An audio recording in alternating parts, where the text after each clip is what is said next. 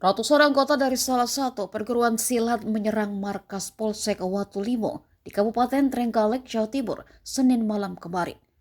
Video detik-detik massa yang mengamuk itu pun beredar. Mereka melakukan tindakan anarkis dengan melempar batu dan benda keras lainnya. Akibatnya, kaca dan genteng pecah dan pagar Mapolsek Watulimo jebol. Kapolres Trenggalek AKBP Indra Ranu Dikarta mengatakan kronologi bermula saat ada bentrokan dua perguruan silat di desa Tasikmadu. Anggota dari salah satu perguruan kemudian diamankan polisi.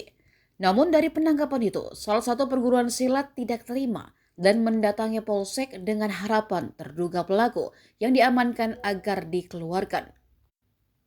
Petugas pun telah menjelaskan duduk perkara dan standar operasional yang harus dilakukan. Namun massa tetap tidak bisa menerima dan melakukan tindakan anarkis.